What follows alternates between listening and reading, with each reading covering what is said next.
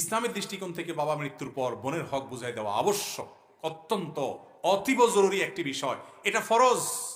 ফরজ ৫ ওয়াক্ত নামাজ পড়া যেরকম ফরজ, রোজা রাখা যেরকম ফরজ, হজ করা যেরকম ফরজ, যাকাত দেওয়া যেরকম ফরজ, বাবা মারা গেছেন, মা মারা গেছেন, বাবা বা মায়ের যে সম্পত্তি আছে ভাই হিসেবে বোন যারা আছেন, কোরআন হাদিসের বর্ণনা অনুযায়ী তাদের যতটুকু হক আছে জেনে জেনে তাদেরকে এটা বুঝাই দেওয়াটা ওই রকম ফরজ। এটা কোনো দান না, এটা কোনো দক্ষিণা না, এটা কোনো আপনার অনুদান না, এটা কোনো বন্ধের প্রতি অনুগ্রহ না যে দয়া করে তাদেরকে বাবার সম্পত্তি দিলাম। জি না, এটা আপনাদের উপরে আল্লাহর পক্ষ থেকে দেওয়া কর্তব্য।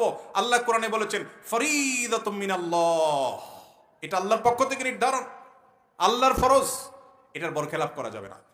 ম্যাক্সিমাম মানুষ আমাদের দেশে ওয়াজ শুনে, মাহফিলে আসে, জুমা পড়ে, ৫ ওয়াক্ত পড়ে, মাথায় টুপি রাখে, দাড়ি দেয়, হয়তো ইসলামও প্র্যাকটিস করে অনেক দিক থেকে মাশাআল্লাহ, কিন্তু বাবা মারা যাওয়ার পর বাবার সম্পদে যে বোনদের অধিকার আছে সেটা ঠিক মতো দেয় না।